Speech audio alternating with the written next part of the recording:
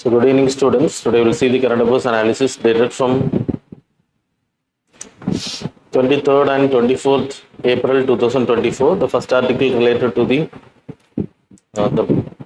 South African continent இருக்கக்கூடிய insurgencies and issues related to map you people need to study. The African continent வந்து ரீசெண்டாகவே நிறைய problems சந்திக்குது.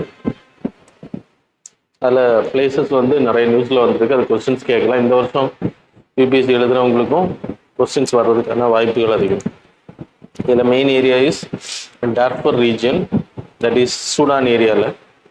அங்கே என்ன ப்ராப்ளம்னா, கவர்மெண்ட்டுக்கு எதிராக பேராமிலிட்ரி ஃபோர்ஸஸ், மிலிட்ரியோட பேராமிலிட்ரி ஃபோர்ஸஸ் இந்தியாவில் இருக்கிற மாதிரி பிஎஸ்எஃப், சிஆர்பி, ஸோ அவங்களுக்கும் கவர்மெண்ட்டுக்குமான ஒரு ப்ராப்ளமாக இருக்குது. கவர்மெண்ட் படைக்கும் பேராமிலிட்ரி ஃபோர்ஸஸ்க்குமான ப்ராப்ளம். ஸோ இதனால் அங்கே அதிகமாக வயலன்ஸ் அதிகமாக இருக்குது.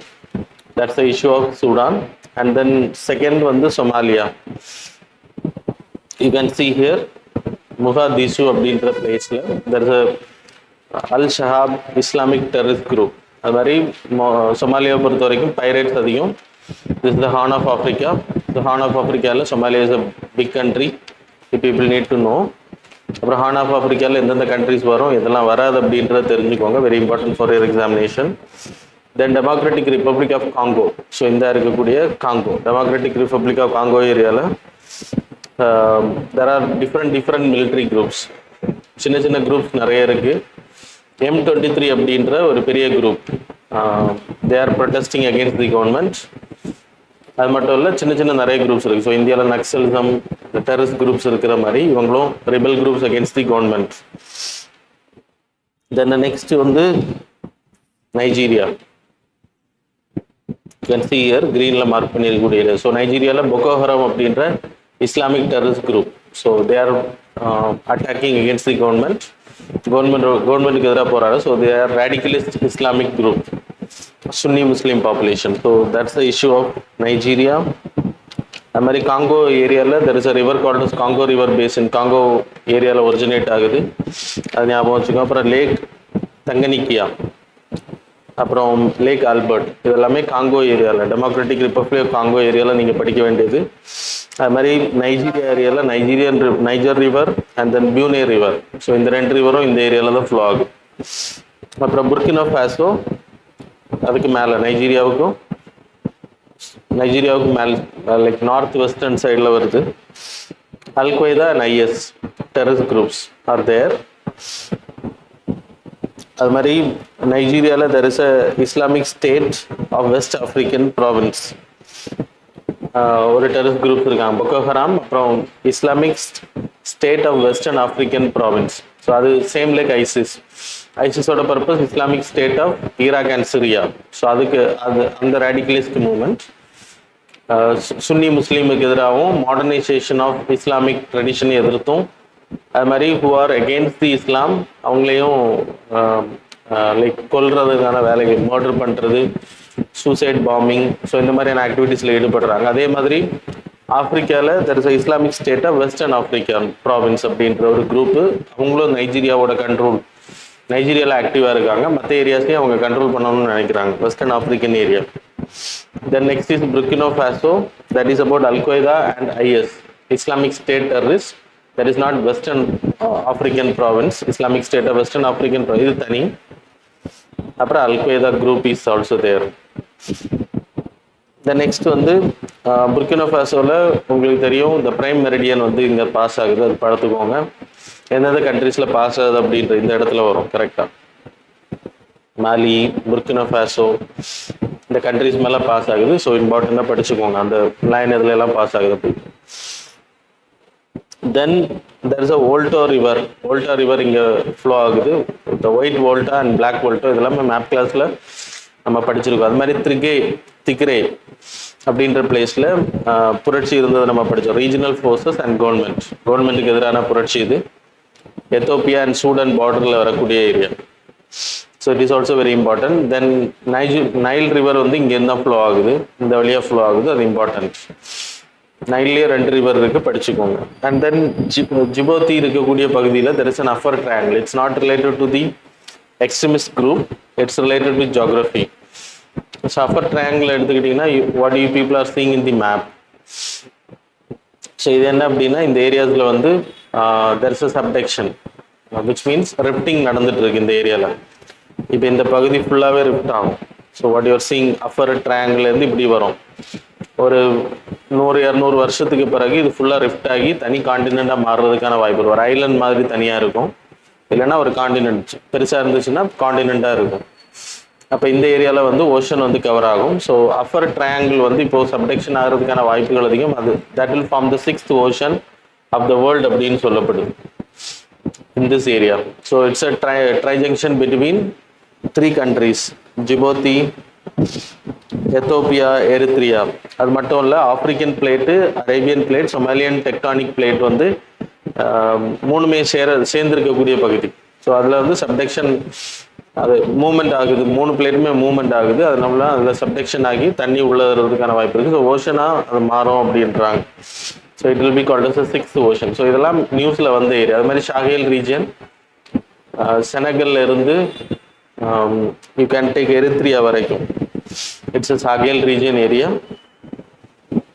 ஸோ இது படிச்சோம். கிட்டத்தட்ட 3860 kilometers வரும் total area. That's all. The next article related to the Mount Rugang. It's a volcanic eruption area.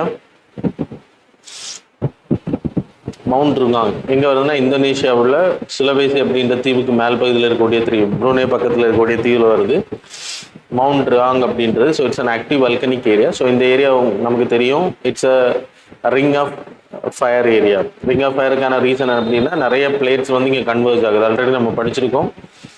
கொக்கோஸ் plate, Indian Australian plate, அப்புறம் Nazca plate, north American plate, அது மாதிரி பசிபிக் ஓஷன் பிளேட்ஸ் மாறி மாறி ஓஷியானிக் பிளேட்டும் கொலைட் ஆகுது.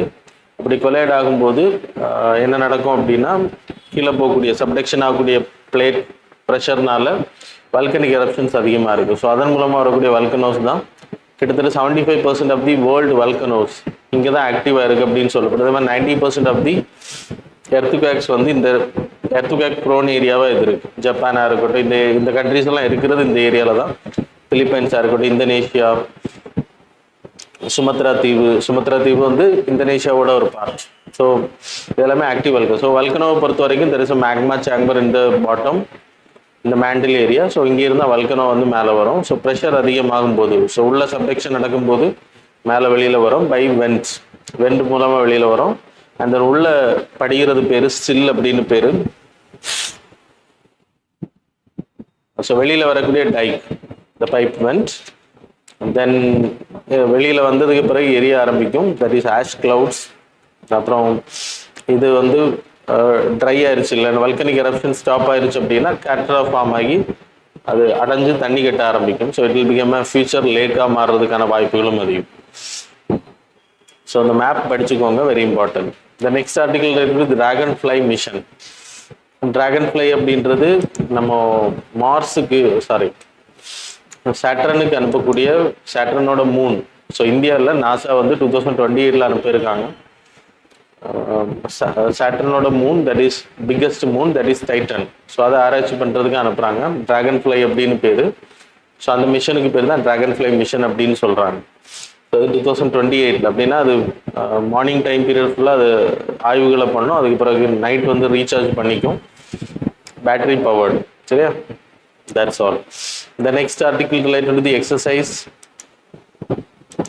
conducted by Indian Navy, that is Purvi Lahar அப்படின்னு பேரு. So Indian coast, eastern கோஸ்டில் conduct பண்ணியிருக்காங்க.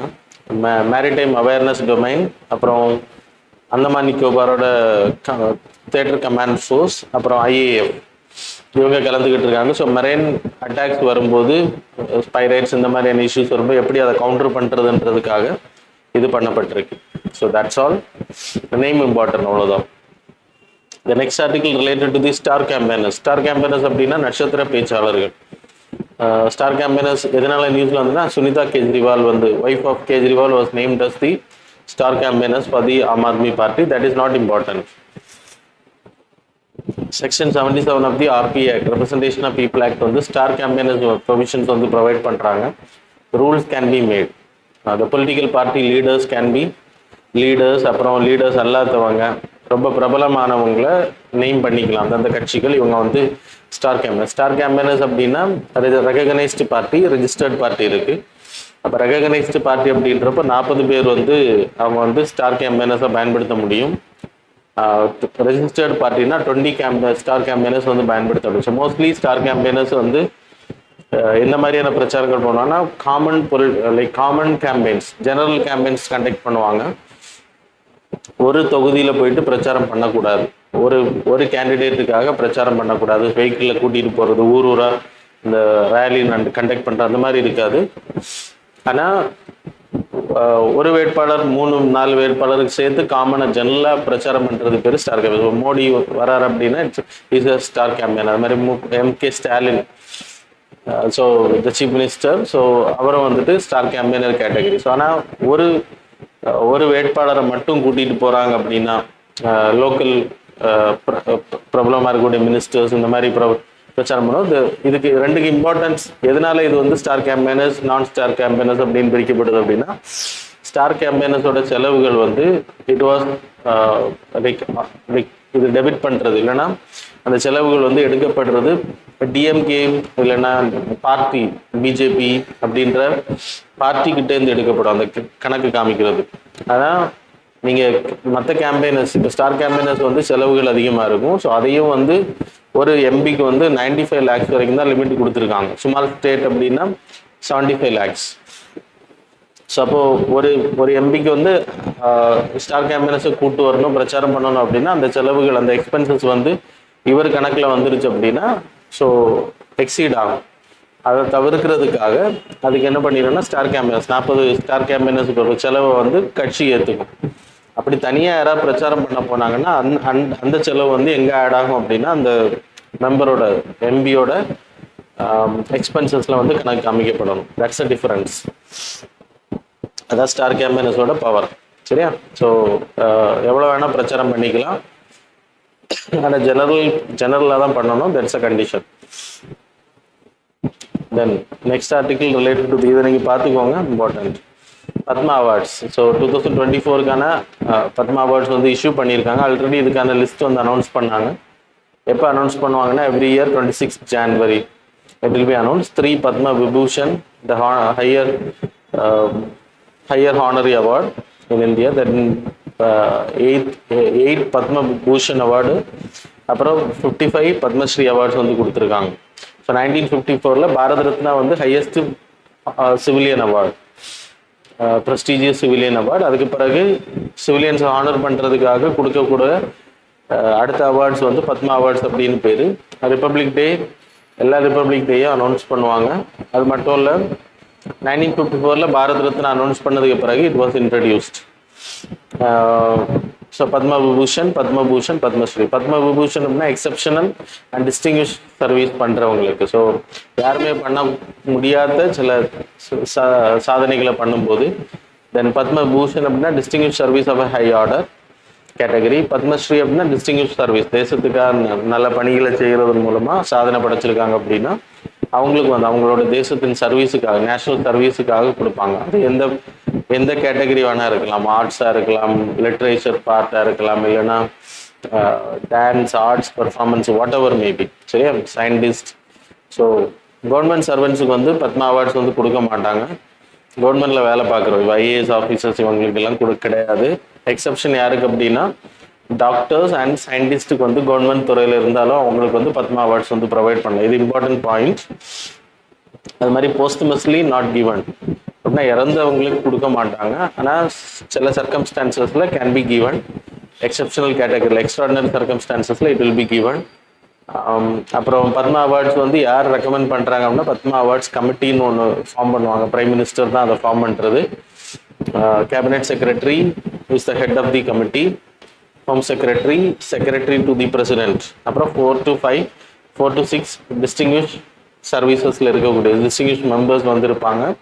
இவங்க எல்லாம் சேர்ந்து பிரைம் மினிஸ்டருக்கு ரெக்கமெண்டேஷன் பண்ணுவாங்க. அதுக்கப்புறம் prime minister, the council of ministers will recommend to the president. So president approval பண்ணியாச்சு அப்படின்னா final and it can be announced. Then Padma Bhushan இந்த வருஷம் யார் யார் கொடுத்துருக்காங்க அப்படின்ற டீட்டெயில்ஸ் வந்து இதில் போட்டிருக்கேன். So people can study. Then the next article related to the Nilgiri tahr. Nilgiri தாரோட conservation project was announced in 2022 by Tamil Nadu government. Because தமிழ்நாடோட ஸ்டேட் அனிமல் அது. ஸோ அதை கன்சர்வேஷன் பண்ணுறதுக்காக 2022-27 நீல்கிரி தாரை வந்து ப்ரொடெக்ட் பண்ணுறதுக்காக நீல்கிரி தார் ப்ராஜெக்ட் வந்து அனௌன்ஸ் பண்ணும். ஸோ அதனால் கொஸ்டின்ஸ் வரலாம், டிஎன்பிசி எக்ஸாம்ஸ் எழுதுறவங்களுக்கு இம்பார்ட்டன்ட். ஸோ இது அதுக்கப்புறம் இந்த ப்ராஜெக்ட் அடிப்படையில் என்ன பண்ணுறாங்க அப்படின்னா, இதுக்கு அவேர்னஸ் கிரியேட் பண்ணுறது. நீல்கிரி தார் எதனால் அழியுது, இட்ஸ் அன் என்டேஞ்சர்ட் கேட்டகரியில் இருக்கக்கூடிய ஸ்பீஷீஸ், எதனால் அது வந்து அழியக்கூடிய நிலைமையில் இருக்குது அப்படின்றத சர்வே பண்ணுவாங்க. அப்புறம் அந்த த்ரெட்டை வந்து மாற்றுறதுக்கான வேலைகளை செய்வாங்க. அப்புறம் அதோட ஹேபிடேட் லாஸ் ஆகுறதை தடுக்கிறது. அப்புறம் இதுக்கு வந்து ஒரு சர்வே கண்டக்ட் பண்ணியிருக்காங்க, சென்சஸ் எடுக்க போகிறாங்க, எவ்வளவு நீல்கிரி தார்ஸ் இருக்குது அப்படின்ட்டு. Tamil Nadu forest department and Kerala forest டிபார்ட்மெண்ட்டோட உதவியோடு இதை பண்ண போகிறாங்க. So survey, radio telemetry studies, அது மாதிரி ரேடியோ காலர்ஸ் ஃபிட் பண்ணுறது, இந்த மாதிரியான ஒர்க் மூலமாக அந்த சர்வேஸ் வந்து பண்ணப்படும். Then October 7 every year is celebrated as Nilgiri tahr day. ERC டேவிடர் அவரோட நேமில் தான் அதை கொண்டாடுறாங்க. அதுக்கு ரீசன் என்னென்னா, அவர் வந்து முன்னாடி வேட்டையாடுற மனுஷனாக இருந்து கன்சர்வேஷனிஸ்டாக மாறினார். 1975 he made the studies in the Nilgiri தார்.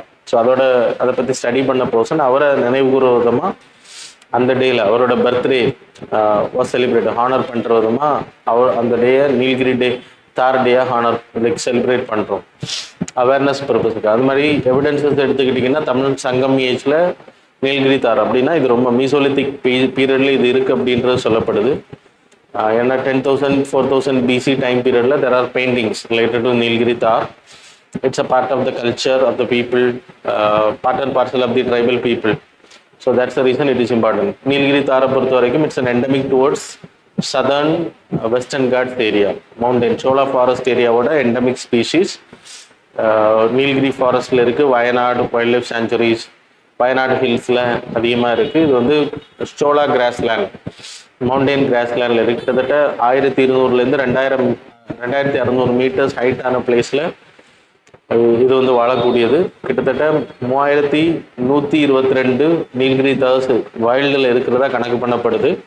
தே are in extinction because of grassland habitat வந்து லாஸ் ஆகுறது, அப்புறம் அது வேட்டையாடப்படுறதும் ஒரு ரீசன். ஐயூசிஎன்ல இட் இஸ் இன் என்டேஞ்சர்ட்.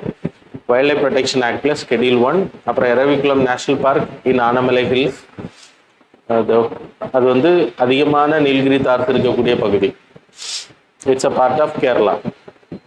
அப்புறம் October 7 நான் உங்களுக்கு ஏற்கனவே சொல்லிட்டேன். So that's all. The next article what you are seeing is, ஈராக்கில் இருக்கக்கூடிய ஈராக் நடத்தக்கூடிய proxy Wars in different countries. Goods force அப்படின்னு பேர், இஸ்லாமிக் ரெவல்யூஷனரி காட் கிராப்ஸ், அதான் IRGCன்னு பேர். ஸோ அவங்க வந்து அவங்களோட பேராமிலிட்டரி ஃபோர்ஸஸ் நிறைய நாடுகளில் இருக்காங்க.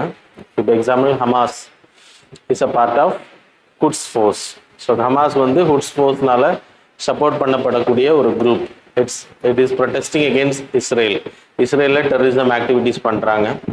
பாலஸ்தீன்ஸில் இருந்துட்டு இஸ்ரேலில் தாக்குறாங்க. அது மாதிரி Houthis, they are the rebels against the Yemen. So they are the Sunni Muslim, Shia Muslim population. அவங்க சுன்னி முஸ்லீம் பாப்புலேஷனை வந்து ஆட்சி பண்ணுறதை அவங்க எதிர்த்து தான் அங்கே புரட்சி பண்ணுறாங்க. அது மாதிரி ஈராக்கில் இருக்காங்க. லெபனானில் ஹெஸ்புல்லா அப்படின்ற அமைப்பு, it was supported by the Quds force. அது மாதிரி சனோபியோன் பிரிகேட் சிரியாவில், அது மாதிரி கத்தேப் ஹெஸ்புல்லா. ஸோ இதில் இம்பார்ட்டண்ட்டாக நீங்கள் எமனில் இருக்கக்கூடிய ஹவுத்தீஸ், ஹமாஸ், அப்புறம் ஹெஸ்புல்லா, இது மூணும் தெரிஞ்சால் போதும். இவங்க தான் ரொம்ப டாமினேஷனில் இருக்கக்கூடிய. அது மாதிரி பெஹ்ரைனில் இருக்காங்க. ஸோ இது எதுக்கு அப்படின்னா, ஷியா முஸ்லீம்ஸுக்கு எதாவது அச்சுறுத்தல் இருக்கு அப்படின்னா அந்த கண்ட்ரிஸை வந்து இவங்க ப்ராக்சி வார் பண்ணுறது. Iran is the biggest country after Saudi Arabia in the Middle East. அதனால் அவங்களோட டாமினேஷன், சவுதி வந்து சுன்னி முஸ்லீம் பாப்புலேஷன், ஈரான் வந்து Shia Muslim population. That's a difference.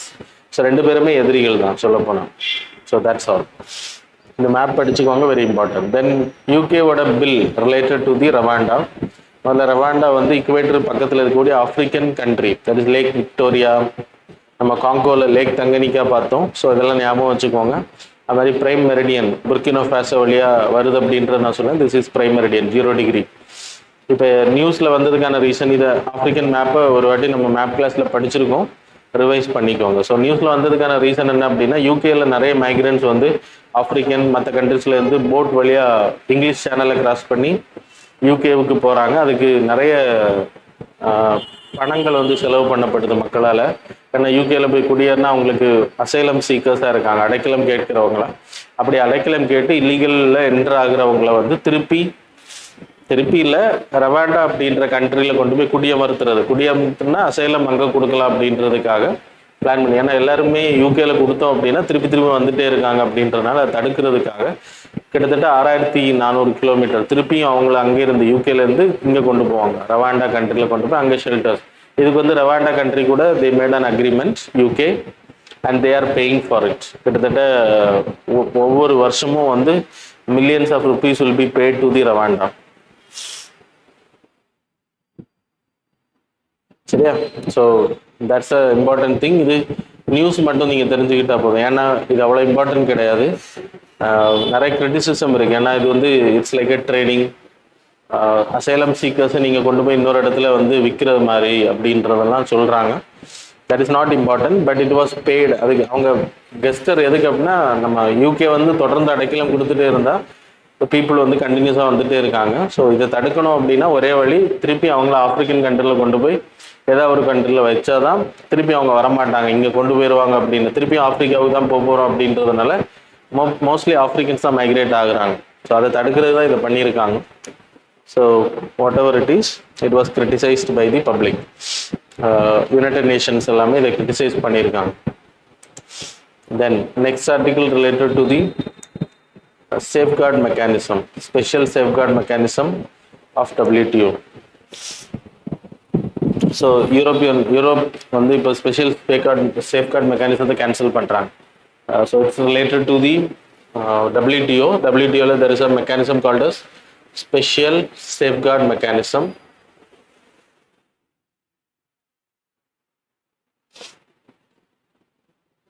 So safeguard mechanism அப்படின்னா என்ன அப்படின்னா, இப்போ எக்ஸாம்பிள் ரைஸ் எடுத்துக்கோங்க. யூஎஸ்லேருந்து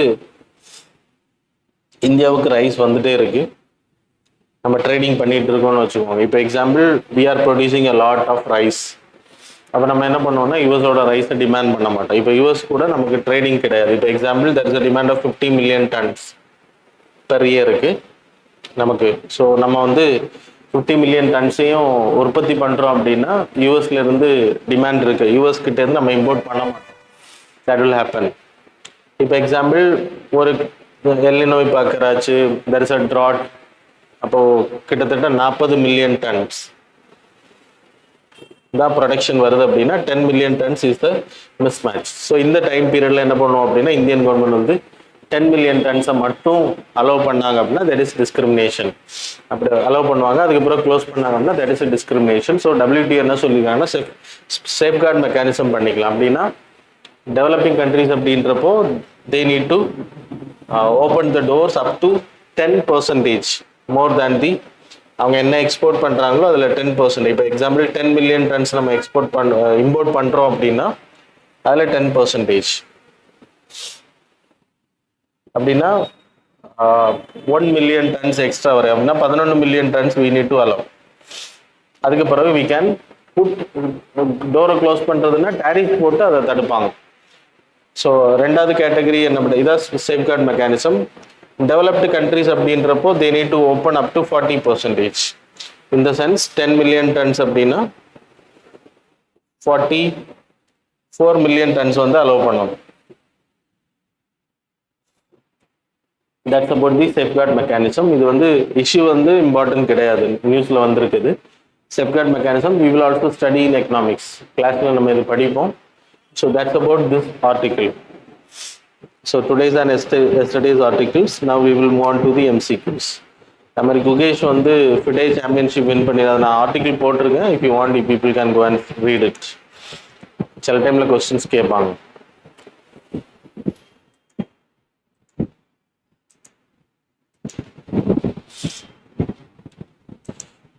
So question number 1, with reference to the Artemis Accords, which of the following statements these are correct? Options, statement number 1, it is said to be set of legally binding instrument for international cooperation in space exploration. Statement number 2, the Accords mirror principles set out in 1967 as a part of the Outer Space Treaty. So select the correct answer using the code given below. Options are A, 1 only, B, 2 only, C, both, D, neither.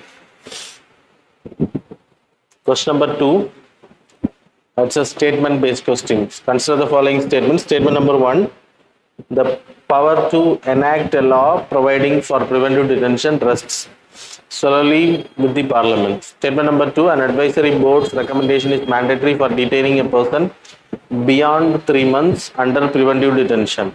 Select the correct answer using the code, select the correct answer from the below options. Option A, both the statements and statement 2 are correct.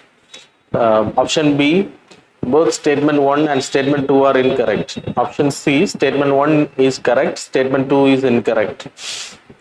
D option, statement 1 is incorrect, statement 2 is correct. Third question, with reference to the Green Credit Program, consider the following statements. Statement number 1, it was announced under the government's Lifestyle for Environment or Life Movement. Statement number 2, it primarily focuses on afforestation and water conservation measures. So which of the statements given above is are correct? Options are A, 1 only, B, 2 only, C, both, D, neither. Question number 4, the word llama 3 is sometimes mentioned in the news in reference to which of the following? Options are A, large language model, second, quantum computer, third one, the newly discovered asteroid fragments, fourth one, the ransomware. Question number 5, coral polyps. The building blocks of coral reefs are options A, sessile marine invertebrates with a symbiotic relationship with algae. Option B, free swimming marine animal. Option C, colonial freshwater organism that form odd exoskeletons. Fourth வந்துட்டு deep sea creatures that thrive in cold dark environments. So that's all. Now we will see the answers for the previous. Question number 1 answer is C. Question number 2 answer is A, 1 only. The only one is correct. Yeah. Question number 2, sorry, the question repeated. Okay, third question was again repeated. Okay, anyway, C is the answer. Fourth question number, all the 3 is the correct. So நான் அன்னைக்கு சொல்லும்போது all the 3 அப்படின்ற option கொடுத்தேன் உங்களுக்கு. C is the answer. Question number 5, A is the answer. Sonar systems. So that's all about the current affairs and MCQ. Thanks a lot for joining with us.